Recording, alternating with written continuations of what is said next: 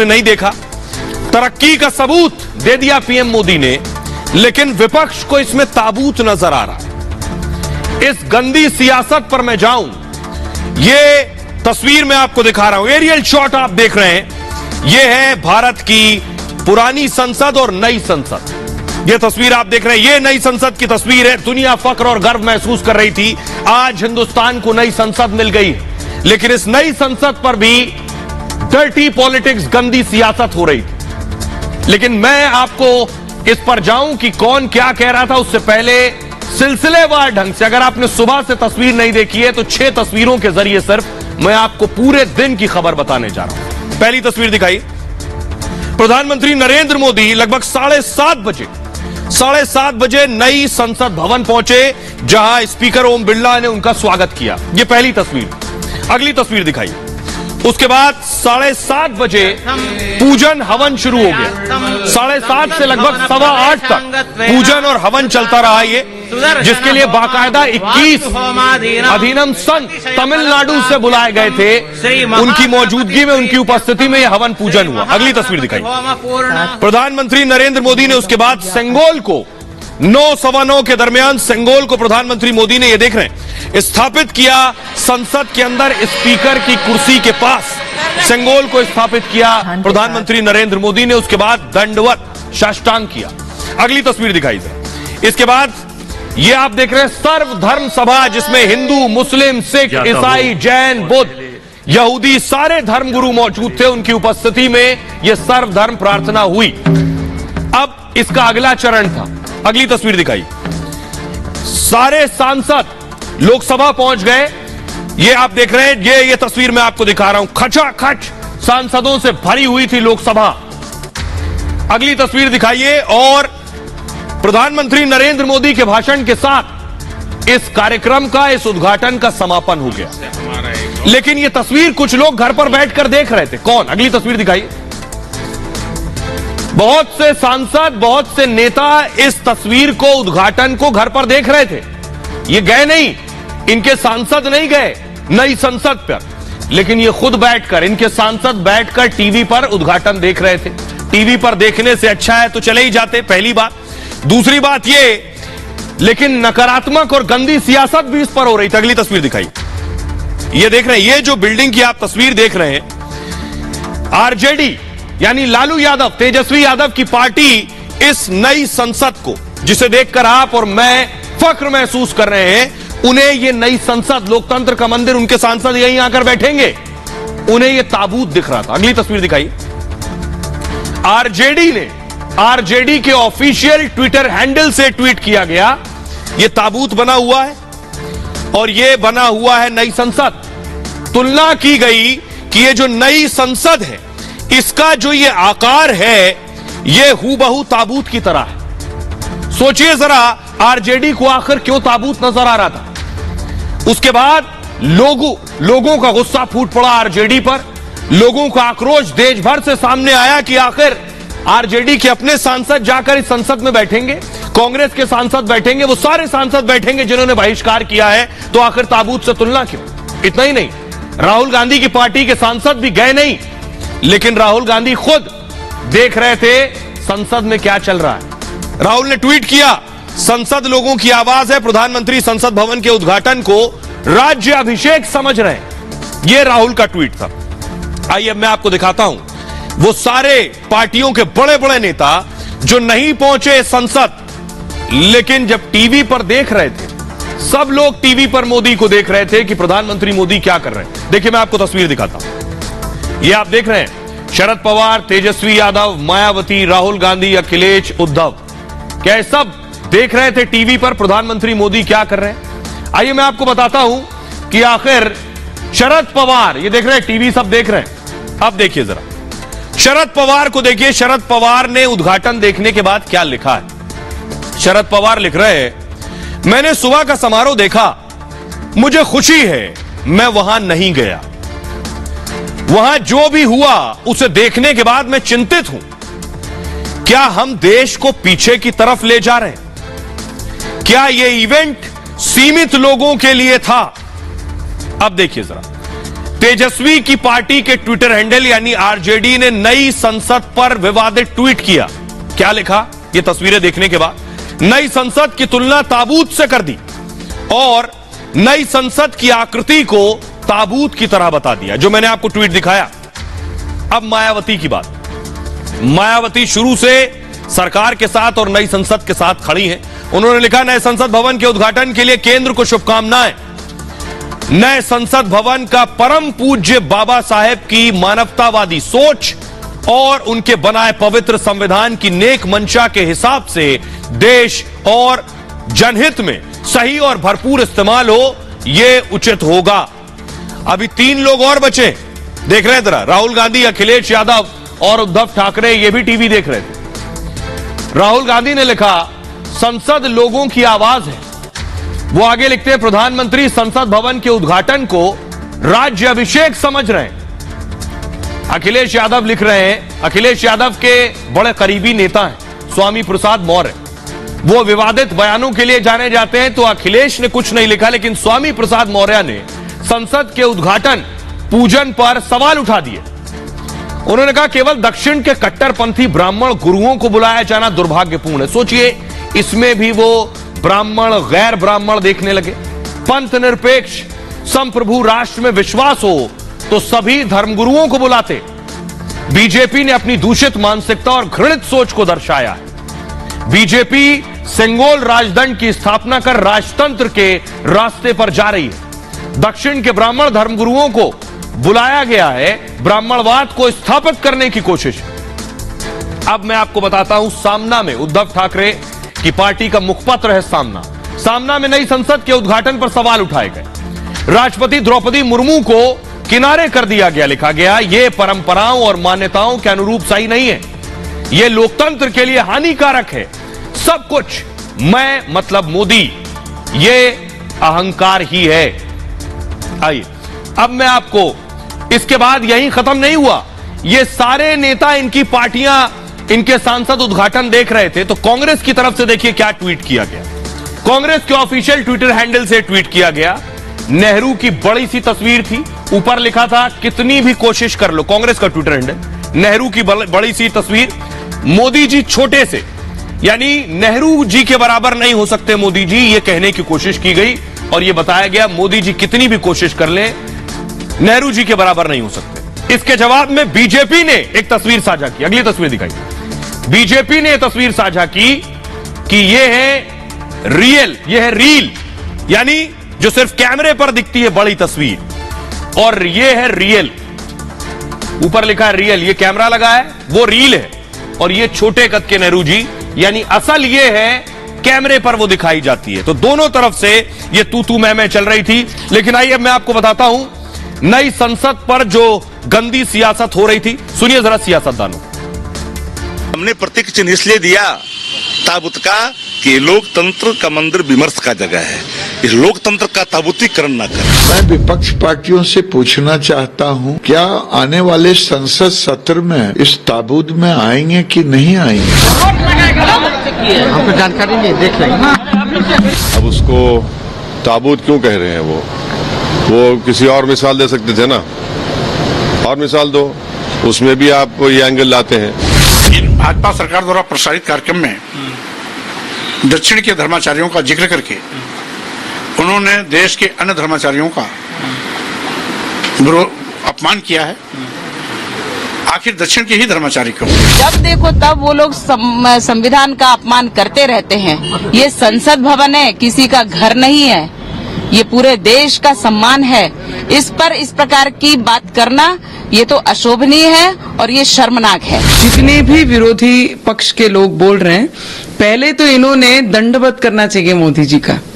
आज तक इतनी सरकारें आई और इतनी सरकारें गईं, पर किसी के भी बुद्धि में ये नहीं आया कि नया पार्लियामेंट बनना चाहिए। आइए अब मैं आपको दिखाने जा रहा हूं और बताने जा रहा हूं जो ट्वीट किया गया कि संसद की, नई संसद की जो इमारत है वो ताबूत की तरह दिख रही है जिन्हें, उन पर क्या कुछ लिखा गया देखिए सर। उन पर पॉलिटिकल रिएक्शन हुए। ये जो तस्वीर आई देख रहे हैं आप, जो कह रहे थे ये ताबूत जैसी दिख रही है, असदुद्दीन ओवैसी ने कहा आरजेडी का कोई स्टैंड ही नहीं है। वो कह रहे हैं वो संसद की इमारत को ताबूत क्यों कह रहे हैं, वो वैसे ही खुद सवाल उठा रहे हैं। वो कोई और मिसाल भी दे सकते थे, ओवैसी ने कहा। वो खुद मानते हैं सांसद होने के नाते ये गलत है, ये नकारात्मक सियासत है। इसमें ये एंगल निकालने की जरूरत क्या थी? आचार्य प्रमोद कृष्णम, कांग्रेस समर्थक, कांग्रेस नेता, वो कह रहे हैं नई संसद को ताबूत कहना मेरी नजर में बहुत बड़ा देशद्रोह है। मोदी के विरोध में कुछ लोग अंधे हो गए। स्वामी चक्रपाणी ने कहा नए संसद की तुलना ताबूत से करना घृणित मानसिकता का परिचय या अत्यंत निंदनीय है और राष्ट्रीय जनता दल देश से तत्काल माफी मांगे। सुशील मोदी ने कहा क्या आरजेडी नए संसद का स्थायी रूप से बहिष्कार करेगी? क्या वो लोकसभा की सदस्यता से इस्तीफा देंगे? नित्यानंद राय कह रहे हैं जनता सब देख रही है, ये ताबूत आरजेडी की मृत हो चुकी सोच की है। चुनाव में जनता आरजेडी के ताबूत में अंतिम कील ठोकने को तैयार बैठी है। बिहार बीजेपी ने लिखा ताबूत ही आरजेडी का भविष्य है दरअसल, और नए संसद वाली तस्वीर भारत का भविष्य है। गौरव भाटिया ने लिखा 2024 में जनता इसी ताबूत में बंद करके गाड़ देगी और नए लोकतंत्र के मंदिर में आपको आने का मौका नहीं देगी।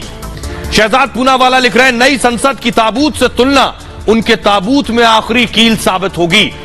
ये आपने सियासतदानों को सुन लिया। अब मैं आपको दिखाने जा रहा हूं, देश के लोगों में गुस्सा था। जैसे ही लोगों ने देखा कि संसद की तुलना ताबूत से हो रही है, देश के लोग क्या लिख रहे हैं देखिए जरा। देश के लोग ने अपने आक्रोश को जाहिर किया। जेपी सिंह ने लिखा ताबूत इन लोगों को अपने लिए नजर आ रहा है जिसमें ये लोग 2024 में दफन हो जाएंगे। रोशन मिश्रा ने लिखा यह कुंठित और विकृत मानसिकता है जो बिहार को शोषित, पीड़ित और बीमार कर रही है। नई संसद की नई नहीं आरजेडी का ताबूत शेयर किया है, दीपक मिश्रा ने लिखा, जिसमें तेजू ब्रदर्स ही आखिरी कील ठोकेंगे। अमरेंद्र पाठक लिख रहे हैं इस बार बिहार की जनता आरजेडी को इसी ताबूत में बंद कर देगी। प्रशांत भटनागर ने लिखा जब भी देवताओं ने कुछ भी शुभ किया है असुरों ने हड्डियां और पत्थर फेंके। विपक्ष का व्यवहार आधुनिक असुरों जैसा है। रेखा सिंह ने लिखा आरजेडी वालों ने एकदम सही पहचाना नई संसद को तुम जैसी भ्रष्ट पार्टियों को दफनाने के लिए बनाया गया है। यह सिर्फ लोगों का गुस्सा निकला। सोचिए हर शख्स जो सुबह टीवी खोलकर बैठा था नई संसद की तस्वीर देखने के लिए फक्र और गर्व महसूस कर रहा था, उत्सव के मोड में था। जब उसने ये ट्वीट्स देखे और देखा कि हमारे सियासत दल और राजनीतिक पार्टियां नकारात्मक सियासत इस हद तक कर रही हैं कि लोकतंत्र के मंदिर की तुलना ताबूत से कर रही हैं, तो लोग क्या कुछ कहने सुनिए। मोदी जी के रहने में ये बहुत बड़ा कार्य हुआ है और हमारे देश का नाम इससे ऊंचा होगा। और ये आज भारत के लिए नहीं पूरे लोकतंत्र के लिए ही ये आज खुशी का माहौल है। मेरा यह मानना है कि तेजस्वी यादव की यह मानसिकता उनके राजनीतिक करियर में ताबूत की कील साबित होगी। ताबूत थोड़ा लोकतंत्र के मंत्र को आप ताबूत थोड़े विरोध करने का भी तरीका है, लेकिन विरोध करने का मतलब ये नहीं कि आप किसी को ताबूत बताओ। अपोजिशन को तो कुछ भी चाहिए, अच्छा करो या बुरा करो। उन्होंने तो उनके नेगेटिव ही जाना है, उनके बोलना ही नहीं कि हाँ भाई कोई काम अच्छा किया है। इतना बढ़िया बनाया उन्होंने उसको, उसके बाद पूरे हिंदुस्तान को क्या पूरे वर्ल्ड को गर्व है इसके ऊपर। मोदी ने अक्खा देश बना दिया है। ये कांग्रेस और रहती है ना तो देश कभी बनता नहीं, उसने अभी बना दिया है। इनको मोदी को इसको कांग्रेस को बनाते और दूसरे 100 साल लगते हैं। विरोध होना ही नहीं चाहिए। ये जैसे ये पटेल जी का सपना था कि पूरा अपना भारत एक हो, श्रेष्ठ हो, तो मोदी जी वही कर रहे हैं। भारत की मिट्टी का प्रधानमंत्री बना है जो ये काम कर रहा है और किसी के बस का नहीं है। ये हम लोगों के लिए गर्व का विषय है। तो क्या आप ये कहना चाहते हैं कि अब आप आने वाले समय में जो भी सांसद बैठेंगे वो ताबूत में बैठेंगे? संसद भवन को एक ताबूत के तौर पर कहा गया तो उनकी मानसिकता ही वैसी हो गई। जब हमारे देश में कोई अच्छा काम होता है तो हर पार्टी विरोध करती है। सुन लिया लोगों को आपने।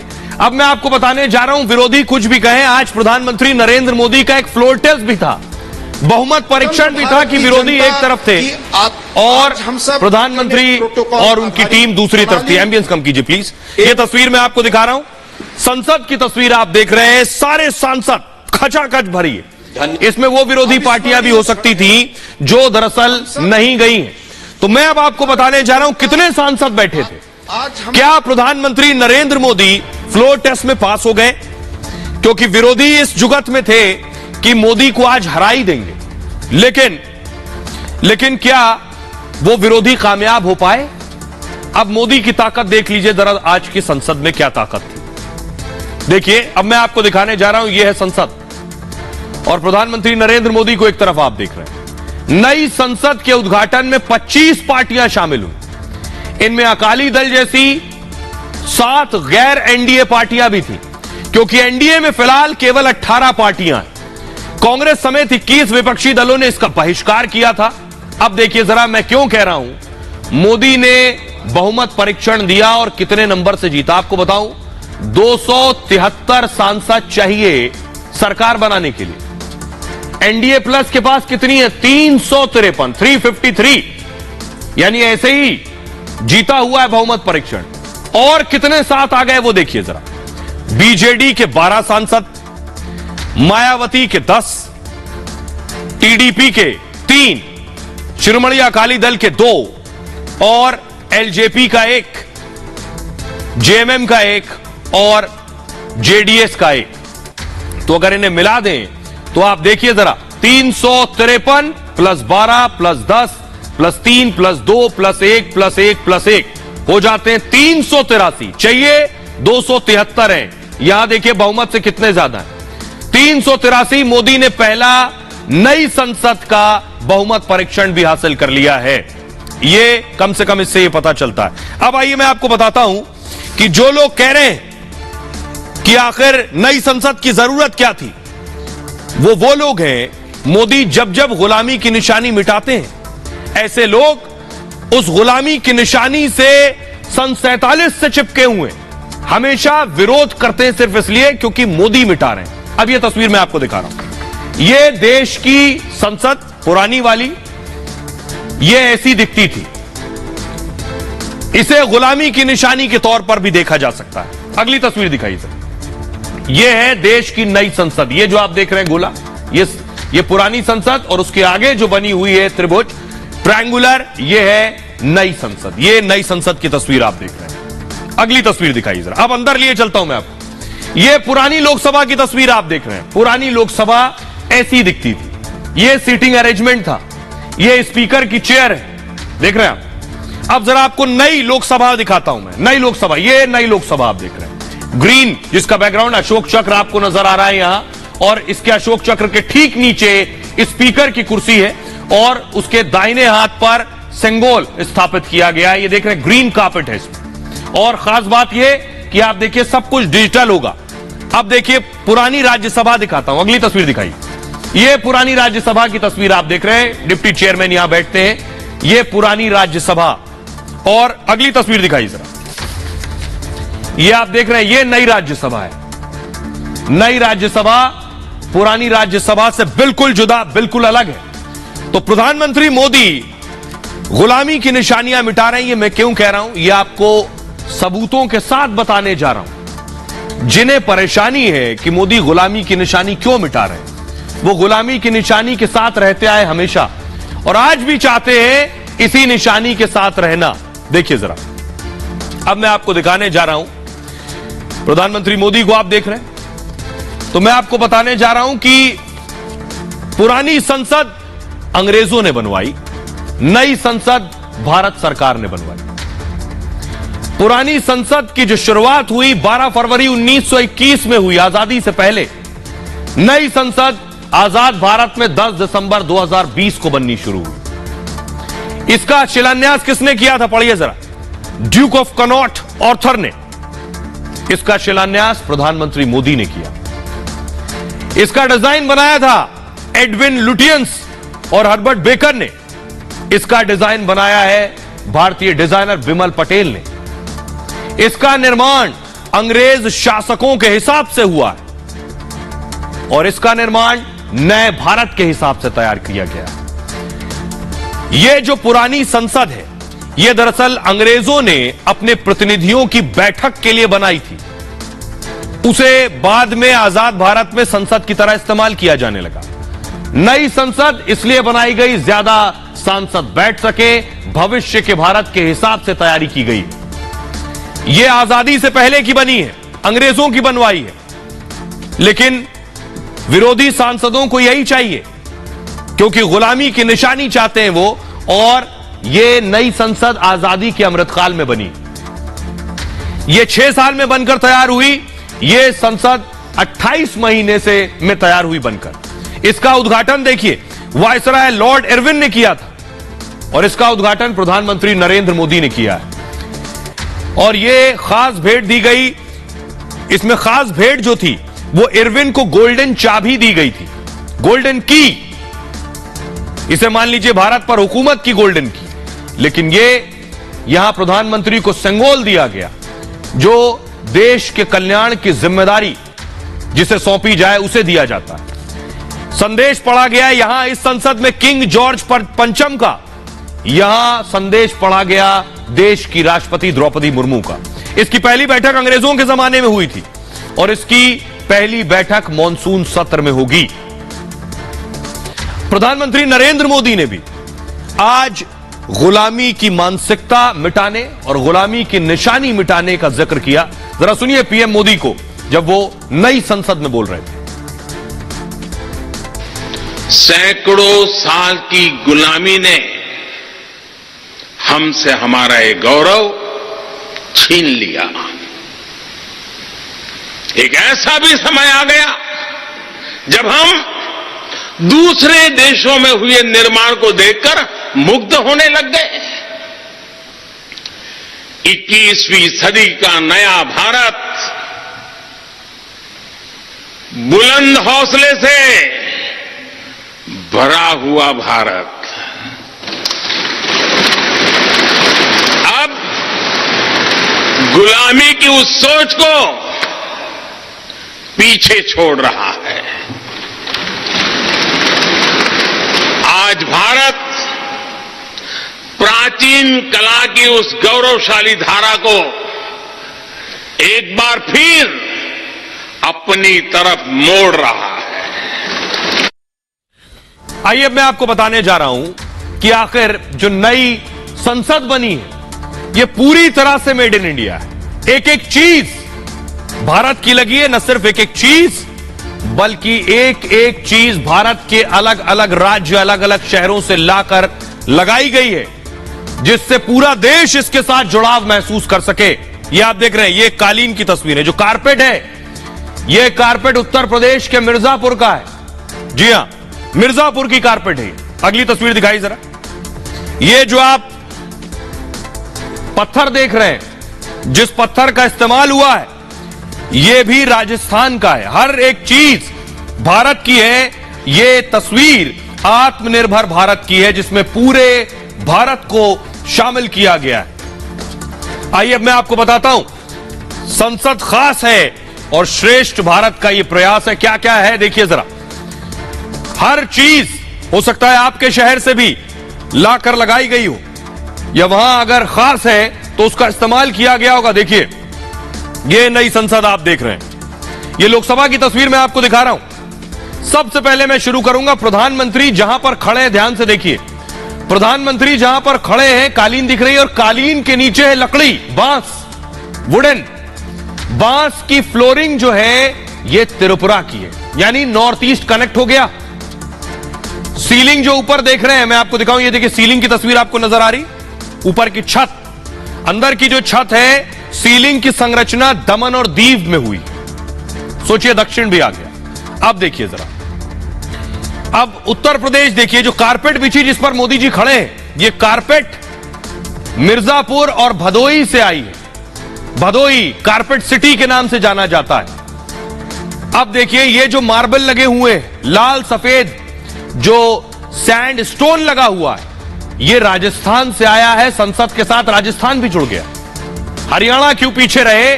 चरखी दादरी से रेत आई है, हरियाणा भी जुड़ गया नई संसद के साथ। महाराष्ट्र क्यों पीछे रहे? ये सागौन की लकड़ी वहां बहुत मशहूर है, तो नागपुर से सागौन की लकड़ी आई है, महाराष्ट्र भी जुड़ गया नई संसद से। राजस्थान का ज्यादा लगाव और जुड़ाव है। केसरिया हरा पत्थर उदयपुर से आया है। अजमेर से लाल ग्रेनाइट आया है जो इसके अंदर लगा हुआ है। अंबाजी राजस्थान से सफेद संगमरमर आया है। और ऊपर जो फॉल्स सीलिंग देख रहे हैं, सीलिंग में इस्तेमाल स्टील जो है, यह भी दमनदीप से आया। महाराष्ट्र देखिए, जो फर्नीचर पार्लियामेंट के अंदर जो फर्नीचर है, यह महाराष्ट्र से आया, मुंबई से। ज्यादातर फर्नीचर मुंबई से बन के आया। राजनगर राजस्थान के साथ नोएडा से पत्थर की जो जाली लगी है इस संसद के अंदर, वो राजस्थान में बनी है, नोएडा में बनी है। मध्य प्रदेश क्यों पीछे रहे? देखिए, इंदौर से संसद के बाहर जो अशोक चक्र लगा है, ये इंदौर से बन के आया मध्य प्रदेश के। औरंगाबाद, महाराष्ट्र के औरंगाबाद और जयपुर से अशोक स्तंभ के लिए सामग्री आई है। और ये आप देख रहे हैं, आबू रोड और उदयपुर पत्थर की जो नक्काशी है, ये वहां बनी है। पत्थर जो अंदर लगा है, कोटपुतली राजस्थान से आया हुआ पत्थर भी है। उत्तर प्रदेश और हरियाणा से ये फ्लाई ऐश ईंट भी आई है। पीतल का जो काम है, गुजरात भी देखिए, नहीं पीछे, पीतल का काम गुजरात में हुआ, अहमदाबाद में। अहमदाबाद में ही सीमेंट के बनाए ट्रेंच आए हैं। अब इस संसद को आप देख रहे हैं, पूरी संसद में लगी हुई एक एक चीज आपको, आप किसी भी शहर में रहते हो, किसी भी राज्य में रहते हो, सीधे आपको जोड़ती है। यही बात प्रधानमंत्री नरेंद्र मोदी ने भी बताई, सुनिए जरा। इस भवन में विरासत भी है, वास्तु भी है, इसमें संस्कृति भी है और संविधान के स्वर भी है। आप देख रहे हैं कि लोकसभा का आंतरिक हिस्सा, यहां भी देखिए, यहां भी देखिए, राष्ट्रीय पक्षी मोर पर आधारित है। राज्यसभा का आंतरिक हिस्सा राष्ट्रीय फूल कमल पर आधारित है। हमारे देश के अलग अलग हिस्सों की जो विविधता है, इस नए भवन ने उन सबको समाहित किया है। एक तरह से इस भवन के कण कण में हमें एक भारत श्रेष्ठ भारत की भावना के दर्शन। प्रधानमंत्री नरेंद्र मोदी ने जिस तरह से बताया कि कौन सी चीज कहां से आकर लगाई गई है, यह प्रधानमंत्री नरेंद्र मोदी का इस प्रोजेक्ट के साथ, देश की संसद के साथ एक लगाव और जुड़ाव है। और यही वजह है कि जब संसद में काम हो रहा था, ये तस्वीर आपने देखी होगी, संसद में जब काम हो रहा था, तब संसद को बनाने वाले जो लोग थे, उनको बुलाकर प्रधानमंत्री उनसे मिले भी थे। ये आप देख रहे हैं, अगली तस्वीर दिखाई जरा। ये आप देख रहे हैं, आज प्रधानमंत्री नरेंद्र मोदी ने फिर उन्हें बुलाया, उन मजदूरों को, उन वर्कर्स को बुलाया जिन्होंने संसद के निर्माण किया है, जो इसके कंस्ट्रक्शन वर्क में लगे हुए थे, और उन्हें प्रधानमंत्री ने सम्मानित किया। देख रहे हैं, यही प्रधानमंत्री को अलग बनाता है। सिर्फ सांसद बुलाए गए ऐसा नहीं है, सिर्फ पूजा हवन हुआ ऐसा नहीं है, उन लोगों को भी सम्मानित किया जिन्होंने संसद की इमारत को बनाया है। आइए, उन्हीं में से एक थे, एक शख्स, एक सज्जन जिन्होंने पत्थर लगाए, उन्हें सुनिए जरा। हमारी सहयोगी शिखा ने उनसे बात की, वो क्या कह रहे हैं, उन्हें इत्मीनान है, वो खुश हैं, सुनिए। कैसा लग रहा है? आपका किया हुआ काम है और आज पूरा देश देख रहा है, नई संसद बनके तैयार हुई है। हमें तो अच्छा लग रहा है। गौरवान्वित महसूस कर रहे हैं जी, कि नई संसद में काम किया है। जी जी, बहुत। आप क्या कहेंगे, गर्व महसूस हो रहा है? बहुत ज्यादा। नई संसद में क्या किया? आप बताइए, आप क्या कहेंगे? बढ़िया काम हुआ है, क्या बोलते। ठीक है, ये संसद की तस्वीर, सियासतदानों ने कैसा रिएक्शन दिया, जिन्होंने बहिष्कार किया उन्हें तो देख लिया आपने। बॉलीवुड कितना एक्साइटेड था, देखिए जरा बॉलीवुड क्या कुछ कह रहा है नई संसद देखने के बाद। सबसे पहले मैं आपको बताता हूं, अनुपम खेर साहब ने लिखा, यह जश्न है हमारे गौरवमयी इतिहास का, यह पर्व है एक नए आगाज का, इसके उद्घाटन पर पूरे देश में त्योहार जैसा हर्ष है। अक्षय कुमार ने लिखा, संसद के शानदार नए भवन को देखकर गर्व होता है, यह सदैव भारत की विकास गाथा का प्रतिष्ठित प्रतीक बना रहे। रजनीकांत ने लिखा, तमिल सत्ता का पारंपरिक प्रतीक राजदंड भारत के नए संसद भवन में चमकेगा, तमिलों को गौरवान्वित करने के लिए प्रधानमंत्री को हार्दिक धन्यवाद। सनी देओल ने लिखा, यह संसद भवन दुनिया में सर्वश्रेष्ठ में से एक है। आइए अब मैं आपको सुनवाता हूं, सुनिए जरा एक्टर अनुपम खेर क्या कुछ कह रहे हैं। ये जश्न है हमारे गौरवमयी इतिहास का, ये पर्व है एक नए आगाज का। इसके उद्घाटन पर पूरे देश में त्योहार जैसा हर्ष है। मेरा संसद भवन मेरा गर्व है। जय Hind. My parliament my pride. एक तस्वीर जो सबसे ज्यादा छाई रही, एक तस्वीर आपको जहन में होगी। प्रधानमंत्री नरेंद्र मोदी 2014 में जब पहली बार संसद के अंदर दाखिल हुए तो प्रधानमंत्री नरेंद्र मोदी ने वो साष्टांग दंडवत हो गए थे सीढ़ियों पर संसद।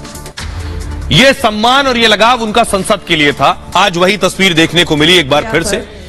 सेंगोल जब स्थापित की जा रही थी, उससे पहले जो पूजा प्रक्रिया हो रही थी, तब प्रधानमंत्री साष्टांग कर रहे थे।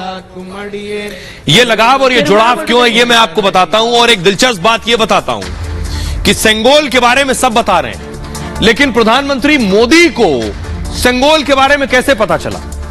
किसने बताया कि एक सेंगोल जैसी चीज है जो कहीं रखी हुई है?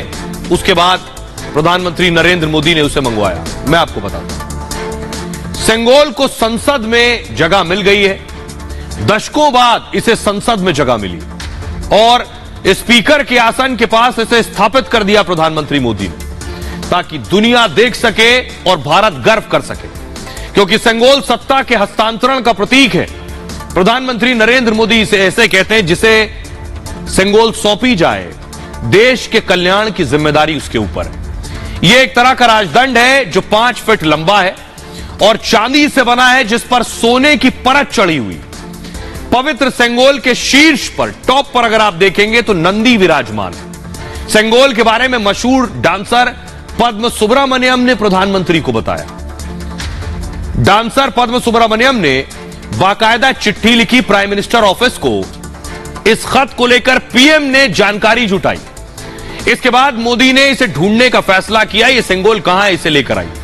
पीएमओ के अफसरों को इस काम पर लगा दिया गया। इसकी निगरानी खुद प्रधानमंत्री मोदी कर रहे थे उस दौरान। इसमें कामयाबी मिली और आज ये संसद में स्थापित हो गई। दरअसल आजादी के वक्त नेहरू जी को यह सेंगोल दी गई। अंग्रेजों ने पंडित नेहरू को यह सेंगोल सौंपी थी। 14 अगस्त 1947 को नेहरू जी को दी गई थी। ये अंग्रेजों ने सत्ता हस्तांतरण की निशानी के तौर पर इसे दिया था, लेकिन इसे इलाहाबाद के आनंद भवन में रख दिया गया और 1978 में से इलाहाबाद के म्यूजियम में जगह दी गई। म्यूजियम में सेंगोल पहली मंजिल पर रखा गया था, जहां पंडित नेहरू के बचपन की तस्वीरें भी रखी हुई थी। और बड़ी बात यह, जहां सेंगोल रखी गई वहां नीचे लिखा गया प्लेट में, कि लोग समझ सकें, जान सकें यह है क्या, लिखा गया था नेहरू जी की सुनहरी छड़ी। प्रधानमंत्री नरेंद्र मोदी ने आज सेंगोल पर क्या कुछ कहा, सुनिए। संसद की इस नई इमारत में पवित्र सेंगोल की भी स्थापना हुई है। ये हमारा सौभाग्य है कि इस पवित्र सेंगोल को हम उसकी गरिमा लौटा सके हैं, उसकी मान मर्यादा लौटा सके हैं। जब भी इस संसद भवन में कार्रवाई शुरू होगी, ये सेंगोल हम सभी को प्रेरणा देता रहेगा। आपने ये सब कुछ जान लिया कि नई संसद का उद्घाटन हो गया, उस पर क्या विवाद हुआ और गुलामी की निशानी प्रधानमंत्री मोदी ने मिटाई। लेकिन बहुत कम लोग जानते हैं इसका डिजाइन किसने बनाया। उनसे आपको मिलवाने जा रहे हैं। ये प्रधानमंत्री के बहुत करीबी, बहुत नजदीकी बिमल पटेल हैं। बिमल पटेल को इस नई संसद का डिजाइन बनाने का श्रेय जाता है। बिमल पटेल ने ही इस नई संसद का डिजाइन बनाया है। और न सिर्फ ये डिजाइन, बल्कि बिमल पटेल बहुत कुछ ऐसा बना चुके हैं जिसे आपने देखा भी है, सुना भी है, जाना भी है। बस ये नहीं जानते कि ये बिमल पटेल ने ही बनाया है। देखिए जरा वो क्या है जो बिमल पटेल ने अब तक बनाया है। कैमरा प्लीज स्टिल डाउन कीजिए। देखिए बिमल पटेल ने संसद का डिजाइन तैयार किया है। बिमल पटेल गुजरात के मशहूर आर्किटेक्ट हैं। उन्हें मोदी का आर्किटेक्ट भी कहा जाता है। मोदी सरकार में कई बड़े प्रोजेक्ट बिमल पटेल ने बनाए। प्रधानमंत्री मोदी जब प्रधानमंत्री नहीं थे, गुजरात में थे, तब भी विमल पटेल ने कई डिजाइन बनाए। एक ये डिजाइन देखिए, साबरमती रिवर फ्रंट प्रोजेक्ट विमल पटेल ने ही बनाया। इस प्रोजेक्ट के बाद प्रधानमंत्री मोदी का भरोसा इन पर और बढ़ गया। कई अहम प्रोजेक्ट की जिम्मेदारी विमल पटेल को ही दे दी गई। अब यह तस्वीर देखिए जरा, पटेल ने IIM अहमदाबाद की बिल्डिंग भी डिजाइन की है। गुजरात हाईकोर्ट की तस्वीर देखिए जरा, यह गुजरात हाईकोर्ट की तस्वीर भी, डिजाइन भी विमल पटेल साहब ने बनाया। काशी विश्वनाथ कॉरिडोर जो आप देख रहे हैं, प्रधानमंत्री ने उद्घाटन किया, यह भी विमल पटेल साहब ने बनाया है। और विमल पटेल ने गुजरात से आर्किटेक्ट की डिग्री हासिल की, कैलिफोर्निया से रीजनल प्लानिंग में PhD की है, वास्तुकला, शहरों की डिजाइन पर 35 साल का अनुभव है। 2019 में पटेल को पद्मश्री अवार्ड से भी नवाजा जा चुका है। पटेल गुजरात की HCP कंपनी के चेयरमैन हैं और इसी कंपनी ने सेंटर विस्टा प्रोजेक्ट डिजाइन किया हुआ है। यानी विमल पटेल ने नई संसद का पूरा खाका तैयार किया, यह सिर्फ उसका हिस्सा है। आइए अब मैं आपको दिखाने जा रहा हूं, ये जो मैंने आपको दिखाया डिजाइन, यह सिर्फ पूरे सेंट्रल विस्टा का एक हिस्सा है। अब मैं आपको पूरा सेंट्रल विस्टा दिखाने जा रहा हूं 2026 में। अभी तो सिर्फ एक भाग बना है, ये देखिए जरा, आपने अभी एक हिस्सा देखा, ये आप देख रहे हैं। अभी इसमें ये इंडिया गेट है, इंडिया गेट से सामने का जो रास्ता जाता है उसके दाईं और बाईं ओर ये निर्माण होना है, ये आप देख रहे हैं। ये जो आप नई संसद देख रहे हैं, ये सिर्फ उसका एक हिस्सा है और उसके दोनों तरफ अभी निर्माण कार्य होने वाला है।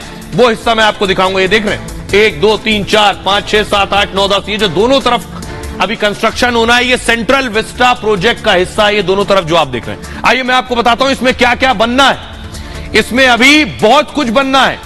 ये 2026 की प्लानिंग है और 2026 में पूरी होगी। आजादी के 76 साल बाद देश को नई संसद मिली है। ये नई संसद सेंट्रल विस्टा प्रोजेक्ट का हिस्सा है। इस प्रोजेक्ट में अभी बचा हुआ काम 2026 तक पूरा होगा। अभी केंद्रीय सचिवालय की 10 नई इमारतें बननी है। इमारतों में 3 का काम पूरा हो चुका है, चौथी में काम चल रहा है। सेंट्रल विस्टा प्रोजेक्ट में 51 मंत्रालय, 10 केंद्रीय सचिवालय, इसके साथ ही उपराष्ट्रपति और प्रधानमंत्री आवास भी होंगे। राष्ट्रीय सुरक्षा परिषद का सचिवालय भी सेंट्रल विस्टा प्रोजेक्ट में है। राष्ट्रपति भवन से इंडिया गेट तक के एरिया को सेंट्रल विस्टा कहते हैं। यह एरिया करीब 3.2 किलोमीटर का है, जिसका पुनर्विकास होगा। इसमें मौजूद कुछ इमारतों में कोई बदलाव नहीं होगा, तो कुछ को किसी और काम में इस्तेमाल किया जाएगा। आइए अब मैं आपको सुनवाता हूं, सुनिए जरा प्रधानमंत्री नरेंद्र मोदी क्या कुछ कह रहे हैं इस पर। बीते 1.5-2 दशकों से ये चर्चा लगातार हो रही थी कि देश को एक नए संसद भवन की आवश्यकता है और हमें ये भी देखना होगा कि आने वाले समय में सीटों की संख्या बढ़ेगी, सांसदों की संख्या बढ़ेगी, वो लोग कहां बैठते हैं। और इसलिए ये समय की मांग थी कि संसद की नई इमारत का निर्माण किया जाए। और मुझे खुशी है कि भव्य इमारत आधुनिक सुविधाओं से पूरी तरह लैस है। आइए अब मैं आपको दिखाने जा रहा हूं जो बड़ी संसद है, ये वक्त की जरूरत है। ये मैं क्यों कह रहा हूं, ये इसलिए कह रहा हूं कि इसकी जरूरत बहुत पहले से आन पड़ी है। हुआ क्या देखिए जरा, ये आपके लिए बहुत बड़ी जानकारी मैं बताने जा रहा हूं। इसलिए कह रहा हूं संसद बड़ी इसलिए है क्योंकि इसमें ज्यादा सांसद बैठ सके। ज्यादा सांसदों की जरूरत इसलिए है क्योंकि 2026 में आप जिस भी राज्य में रहते हो, संभवतः पूरी उम्मीद है कि वहां सांसदों की संख्या बढ़ने वाली है। 1976 में परिसीमन हुआ, 71 की जनगणना के हिसाब से हुआ यह परिसीमन। 1971 में जो जनगणना हुई, 1971 में देश की आबादी कितनी थी? 54 करोड़। तब 10 लाख आबादी पर 1 लोकसभा सीट का फॉर्मूला था। इसी आधार पर 543 लोकसभा सीटें तय कर दी गई, 10 लाख पर 1 सीट। आज स्थिति क्या है? लेकिन आबादी 54 करोड़ से कहां पहुंच गई है? 121 करोड़ से भी ज्यादा हो चुकी है, यानी दुगनी से ज्यादा।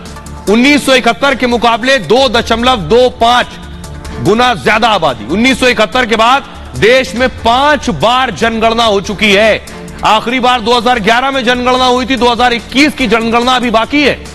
आखिरी बार 2011 में जनगणना हुई, अभी 21 में फिर से होगी, लेकिन अभी तक परिसीमन नहीं किया गया। और माना यह जा रहा है कि 2026 में, यानी 24 चुनाव के बाद 26 में परिसीमन हो सकता है। 10 लाख आबादी पर लोकसभा सीट फॉर्मूले से 1210 सीटें होंगी, यानी अभी लगभग 550 सीट है, मान लीजिए 545, और ये सीटें आज की आबादी के हिसाब से 1270 के आसपास, 1210 के आसपास होनी चाहिए। अगर आपके राज्य में सीटें बढ़ेंगी, देखिए कितनी हो जाएंगी।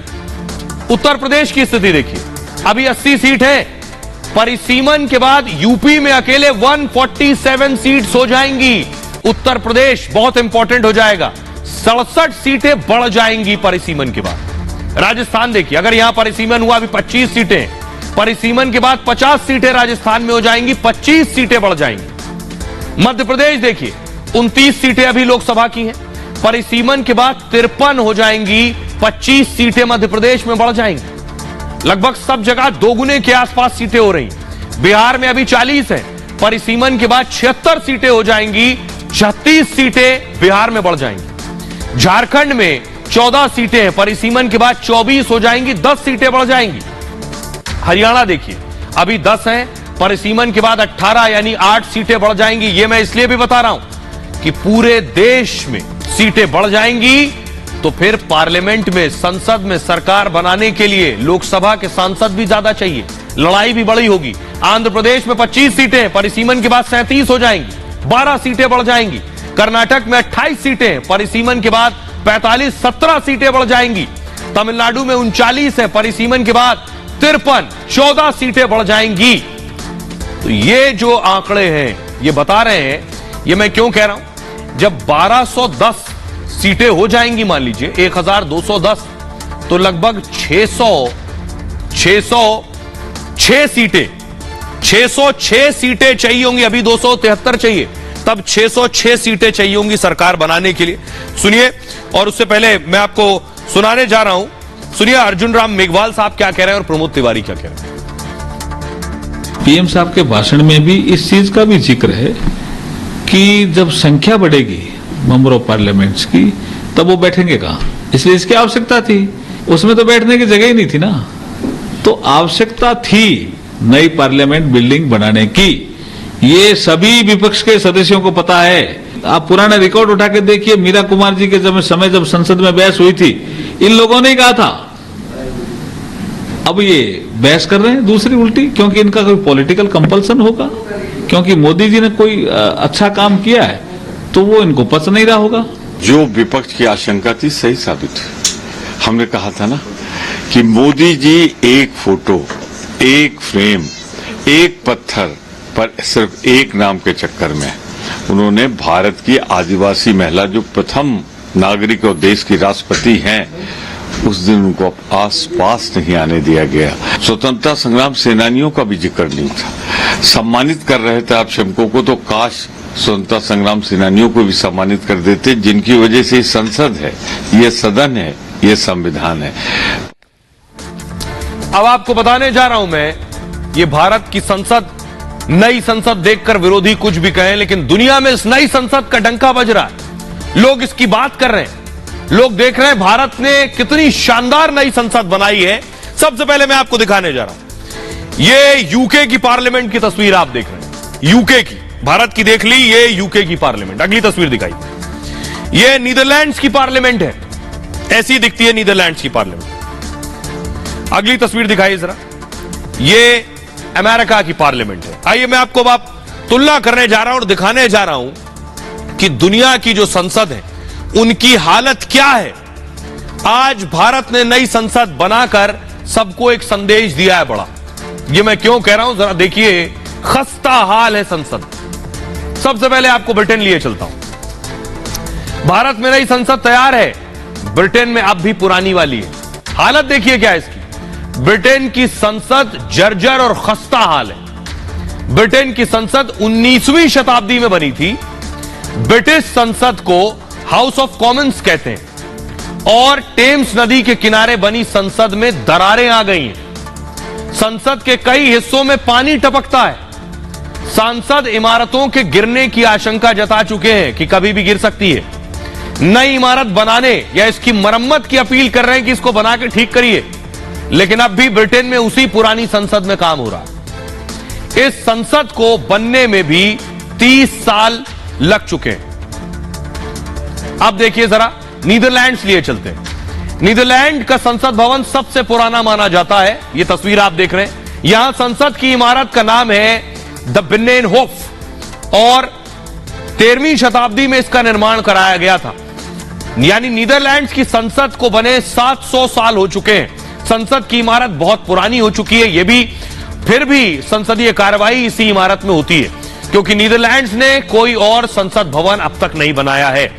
अमेरिका की बात करिए। अमेरिका दुनिया का सबसे ताकतवर मुल्क है और मगर उसके पास भी 200 साल से पुराना संसद भवन है। अमेरिकी संसद की इमारत 18वीं शताब्दी में बनी थी। अमेरिकी संसद को बनने में 7 साल लगे थे। वॉशिंगटन में बनी कैपिटल हिल दुनिया भर में मशहूर है और आज भी अमेरिकी संसद की कार्रवाई यही होती है। अब भारत की बात कीजिए। भारत में अब तक अंग्रेजों की बनाई संसद में काम हो रहा था। 96 साल से उसी संसद में कार्रवाई चल रही थी। सोचिए 100 साल होने वाले थे। अब देश की नई और भव्य संसद बनकर तैयार है। इसे दुनिया का सबसे बेहतरीन संसद कहा जा रहा है और माना जा रहा है कि 150 साल तक यह संसद ऐसे ही रहेगी। यानी प्रधानमंत्री नरेंद्र मोदी ने 150 साल आगे का काम कर दिया। अब सुनिए जरा क्या कुछ कह रही है सांसद नवनीत राणा। आजादी के बाद देश ने स्वयं निर्माण की हुई पार्लियामेंट हम सब के लिए वो गौरव का विषय है। हम सब के लिए एक आनंद का भी विषय है। पिछले 100 वर्षों से जो पार्लियामेंट में हम बैठे हैं वो ब्रिटिश कालीन पार्लियामेंट है। आज तक इतनी सरकारें आई और इतनी सरकारें गईं, पर किसी के भी बुद्धि में ये नहीं आया कि नया पार्लियामेंट बनना चाहिए। तो मुझे लगता है आगे की सोच रखने वाले देश को ये पहले प्राइम मिनिस्टर जी मिले हैं। आइए अब आगे बढ़ते हैं। प्रधानमंत्री ने यहां संसद का उद्घाटन किया, वहां दूसरी तरफ 24 की तैयारी शुरू कर दी। शाम को 24 में जीत का मोदी प्लान तैयार हो गया। प्रधानमंत्री नरेंद्र मोदी, ये देख रहे हैं आप, पीएम मोदी उसके बाद बीजेपी हेडक्वार्टर पहुंचे, यानी बीजेपी दफ्तर, और वहां पहले से मुख्यमंत्री मौजूद थे। अगली तस्वीर दिखाई जरा। वहां बीजेपी शासित राज्यों के मुख्यमंत्रियों को बुलाया गया था।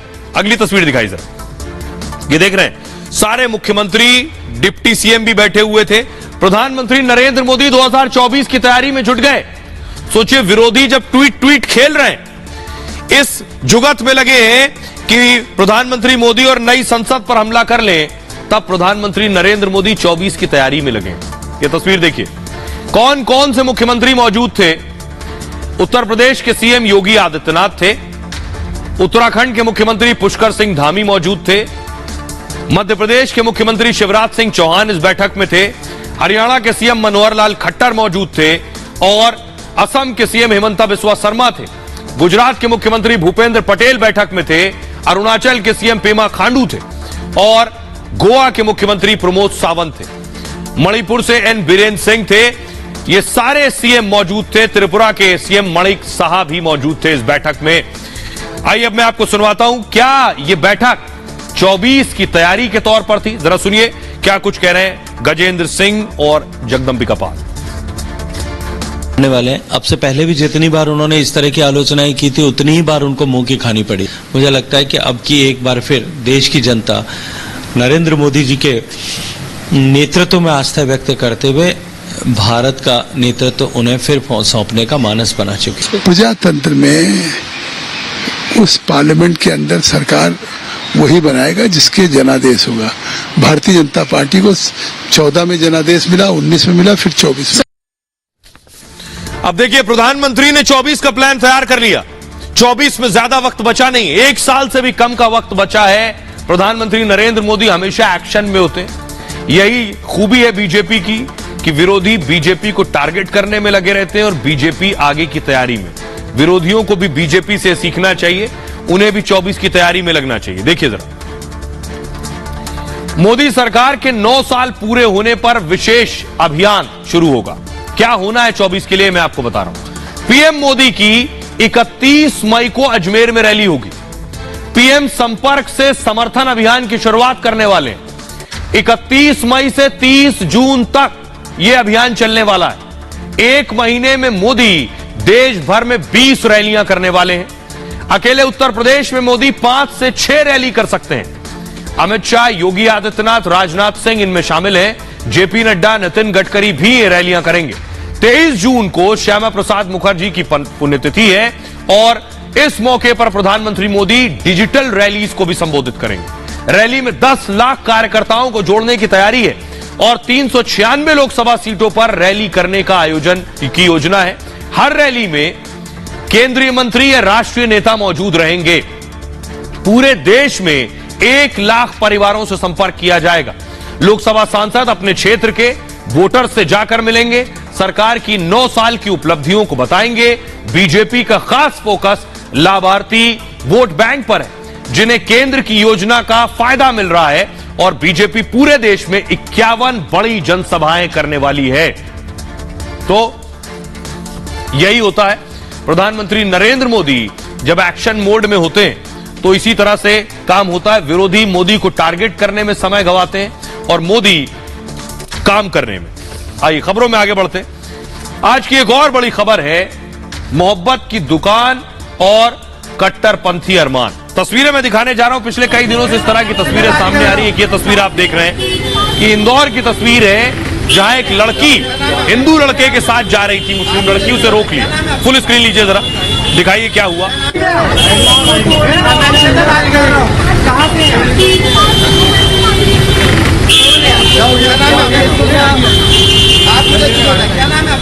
आइए, उस लड़के के साथ देखिए मारपीट की गई। वो जो लड़का वहां मौजूद था, उस लड़के के साथ मारपीट की गई। हिंदू लड़का, मुस्लिम लड़की थी। अगली तस्वीर दिखाइए।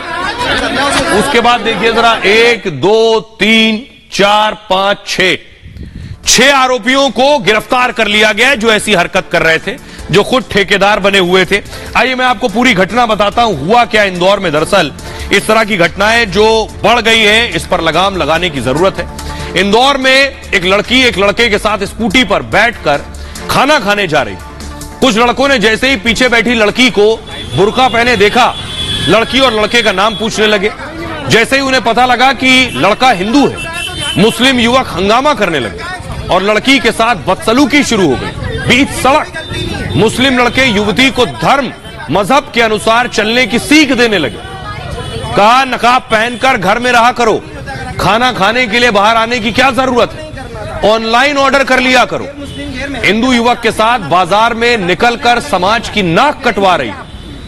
ये समाज के ठेकेदार थे। पुलिस ने भी वक्त रहते काम किया, इन 6 लोगों को गिरफ्तार किया। इन्हें ठेका किसने दे दिया ये सब करने का? ऐसे लोगों पर सख्त कार्रवाई करने की जरूरत है। बहरहाल ये भारत की बात है में इतना ही। आप अपना बहुत बहुत ख्याल रखिए। एक छोटे से ब्रेक के लिए रुक रहे हैं, लौट रहे हैं कुछ और बड़ी खबरों के साथ।